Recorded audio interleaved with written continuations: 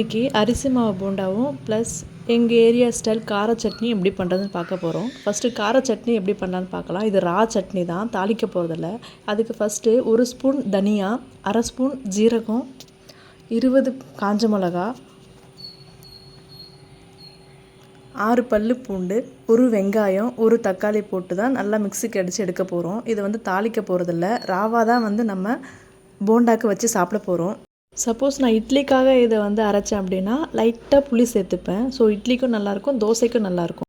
இது போண்டாக்கு சைடிஷ்ஷாக வச்சு சாப்பிட்றதுனால நான் இதில் புளி சேர்க்கலை. ஸோ தேவையான அளவுக்கு கல்லுப்பு போட்டு இதை தண்ணி ஊற்றாமல் ஃபஸ்ட்டு அரைச்சி எடுத்துக்கலாம். இப்போ பார்த்திங்கன்னா தண்ணி ஊற்றாமல் அரைக்கும்போது இந்த மாதிரி கொரன்னு இருக்கும். ஸோ இப்போ வந்து நம்ம கொஞ்சமாக தண்ணி சேர்த்து அரைச்சிக்கலாம். நிறைய தண்ணி சேர்த்து அரைச்சிங்கன்னா மிக்ஸி ஓடும்போது அது கண்டிப்பாக தெரிச்சிரும். சப்போஸ் நம்ம டிஃபனுக்கு வச்சு சாப்பிட்றதா இருந்தால் இந்த கன்சிஸ்டன்சியே போதும். இதை அப்படியே எடுத்து நம்ம சாப்பிட்லாம். தேவைக்கேற்ற சால்ட்டு போட்டுட்டு இது அப்படியே வச்சு இட்லிக்கோ தோசைக்கோ வச்சு சாப்பிட்லாம். சூப்பராக இருக்கும். ஆனால் செம்ம காரமாக இருக்கும். இப்போ பார்த்திங்கன்னா நான் டேஸ்ட் பண்ணிவிட்டு சால்ட்டு கொஞ்சம் கம்மியாக இருக்கிறதுனால சால்ட் ஆட் பண்ணிக்கிறேன்.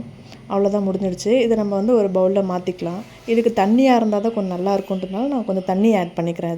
இதில் தாளிக்கெல்லாம் போகிறது கிடையாது. பார்த்திங்கன்னா ரொம்ப திக்காகவும் இருக்கக்கூடாது. அதுக்காக ரொம்ப தண்ணியாக தான் நல்லாயிருக்கும், பட் ரொம்ப திக்காக இருக்க வேணாம். பார்த்திங்கன்னா இன்னும் கூட கொஞ்சம் தண்ணி ஆட் பண்ணால் கரெக்டாக இருக்கும்.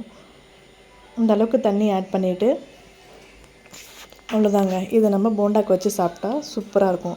இப்போ நம்ம போண்டா எப்படி ப்ரிப்பேர் பண்ணுறதுன்னு பார்க்கலாம். அதுக்கு ஒரு பெரிய வெங்காயம் ஒன்று எடுத்திருக்கேன், பெரிய சைஸ் வெங்காயம். இவ்வளோ தாங்க எனக்கு மாவு மீந்துச்சு. இது வந்து ரொம்ப புளிச்சு போயிருக்கு. அதனால தான் நான் இதை போண்டா போடலான்னு ஐடியா பண்ணேன். இப்போ பார்த்திங்கன்னா மாவு இந்த கன்சிஸ்டன்சியில் இருக்குது. இதில் நான் இன்னும் சால்ட் ஆட் பண்ணல. நான் மாவு அரைக்கும் போது உப்பு போட்டுலாம் அரைக்க மாட்டேன். நான் ரெடி பண்ணும்போது மட்டும்தான் சால்ட்டு போட்டுக்கிறது.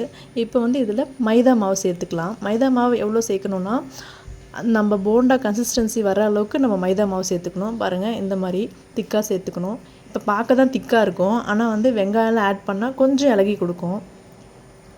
இந்த அளவுக்கு சேர்த்துக்கிட்டு நான் இன்னும் உப்பு ஆட் பண்ணலை. இப்போ வந்து கட் பண்ணி வச்சுருக்கிற பெரிய வெங்காயம், நிறைய கருவேப்பிலை, இது ரெண்டுத்தையும் சேர்த்து நல்லா மிக்ஸ் பண்ணி விட்டுக்கலாம். கையை விட்டு நல்லா பிசைஞ்சு மிக்ஸ் பண்ணி கொடுங்க.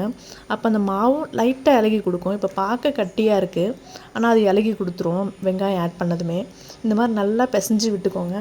இதுக்கு பார்த்திங்கன்னா கன்சிஸ்டன்சி அந்தளவுக்கு வந்து கன்சிடர் பண்ணவே தேவையில்லை. தண்ணியாக இருந்தாலும் போண்டா நல்லா வரும், நல்லா திக்காக இருந்தாலும் மாவு போண்டா நல்லா வரும். இப்போ பார்த்திங்கன்னா இப்போ வந்து நான் சால்ட் ஆட் பண்ணிக்கிறேன். டேஸ்ட்டுக்கு ஏற்ற அளவுக்கு நம்ம சால்ட்டு போட்டுக்கலாம்.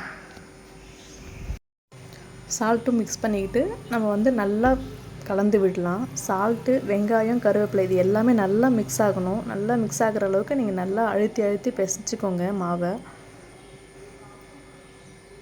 நீங்கள் பிசைஞ்சு விட்டுட்டிங்கன்னா கொஞ்சம் நேரம் கழித்து அதுவே வந்து கொஞ்சம் லைட்டாக தண்ணி மாதிரி இலகி கொடுக்கும். அதுதான் கரெக்டான கன்சிஸ்டன்சி. இது நல்லா பிசைஞ்சு வச்சுட்டு நான் கொஞ்சம் நேரம் அப்படியே விட்டுடுறேன். அவ்வளோதாங்க. இது ஆல்மோஸ்ட் வந்து கரெக்டான கன்சிஸ்டன்சிக்கு வந்துச்சு. போண்டா போடுற அளவுக்கு இது கையில் எடுத்து பார்த்திங்கன்னா தெரியும். போண்டா போடுறதுக்கு கரெக்டாக மாவு கையில் நிற்கும். மாவு ரெடி ஆகிடுச்சு. இப்போ வந்து ஒரு பேனில் எண்ணெய் ஊற்றி அதை சூடு பண்ணி விடலாம். இப்போ எண்ணெய் சூடானதுமே ஃபஸ்ட்டு ஹை ஃப்ளேம்லேயே வச்சுக்கோங்க. எண்ணெய் சூடானதுமே நம்ம வந்து போண்டா பிடிச்சி போட்டுருவோம். இதுக்கு வந்து கரெக்ட் ஷேப்லாம் வேணும்னு அவசியமே கிடையாது. நம்ம கைக்கு எவ்வளோ வருதோ அதை எடுத்து அப்படியே போட்டிங்கன்னா, ஆனால் கொஞ்சமாக எடுத்துக்கோங்க, உள்ளே வேகணும். இப்படி எடுத்து போட்டுக்கலாம். அது ரவுண்டு பண்ணணும், அது கரெக்ட் ஷேப் வரணும்லாம் ஒன்றுமே அவசியம் கிடையாது. பார்த்திங்கன்னா இந்த மாதிரி எடுத்து நான் எண்ணெயில் போட்டு பொரித்து எடுக்க போகிறேன். ஃபஸ்ட்டு எல்லாமே போண்டா போடும்போது ஹை ஃப்ளேமில் தான் இருக்கும். போட்டுட்ட பிறகு கொஞ்சம் நம்ம மீடியம் ஃப்ளேமில் வச்சுக்கலாம். ஏன்னா இது மாவு ரொம்ப புளிச்சிருக்குன்றதுனால சீக்கிரமாக வந்து அது கலர் சேஞ்ச் ஆக ஆரம்பிச்சிடும். ஆனால் உள்ளே வெந்திருக்காது. நம்ம வந்து அது கருகுதுன்னு சொல்லிட்டு சீக்கிரம் எடுத்துருவோம், ஆனால் உள்ளே வெந்திருக்காது. பார்த்திங்களா, மீடியம் ஃப்ளேம்லேயே வச்சு நான் இந்த மாதிரி வந்து வறுத்து எடுக்கிறேன். அது உள்ளே நல்லா வேகணும், அதனால் மீடியம் ஃப்ளேமில் வச்சு இந்த மாதிரி வந்து பொரிச்சு விட்டுட்டே இருங்க. அது கலர் வந்து ப்ரௌன் கலராக வந்ததுமே நம்ம எடுத்துடலாம். இப்போ நல்லா இது பொரியட்டும். இது ஆக்சுவலாக ரொம்ப சூப்பராக இருக்கும்.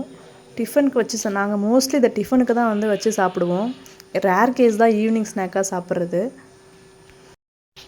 இப்போ பார்த்திங்கன்னா ஆல்மோஸ்ட் வந்து ரெடி ஆகிடுச்சு. இந்த ஸ்டேஜில் வந்து நான் கொஞ்சம் ஹை ஃப்ளேமில் வச்சு இதை கொஞ்சம் பொரிய விட்டுட்டு எடுத்துடலாம். ஆக்சுவலாக எங்கள் ஊர் சைடு பார்த்திங்கன்னா டிஃபன் இருந்தால் இந்த போண்டா மஸ்ட்டாக இருக்கும். இது கூட வந்து நான் இப்போ அரைச்சி வச்ச ரா சட்னி, வேர்க்கடலை சட்னி மிக்ஸ் பண்ணி சாப்பிட்டோம் டிஃபனுக்குன்னா அவ்வளோ சூப்பராக இருக்கும். நம்ம டிஃபன் சாப்பிடும்போது வடை இருந்தால் நல்லாயிருக்கும் தோணும். பட் அதுக்கு நம்ம பருப்பு ஊற போட்டிருக்க மாட்டோம். ஸோ அந்த டைமில் இன்ஸ்டண்ட்டாக வீட்டில் இருக்கிற மாவை வச்சு இந்த மாதிரி ஈஸியாக பண்ணி சாப்பிட்டோன்னா சூப்பராக இருக்கும். இதனோட டேஸ்ட்டுமே ஆக்சுவலாக ரொம்ப நல்லாயிருக்கும். அவ்வளோதாங்க, ரெடி ஆகிடுச்சு. இப்போ நம்ம இதை எடுத்துடலாம். பார்த்திங்களா எவ்வளோ சூப்பராக வெந்து வந்திருக்குன்னு பார்த்தீங்களா? இந்த மாதிரி ஸ்டேஜில் நம்ம எடுத்துகிட்டு இதை சர்வ் பண்ண ஆரம்பிச்சிடலாம்.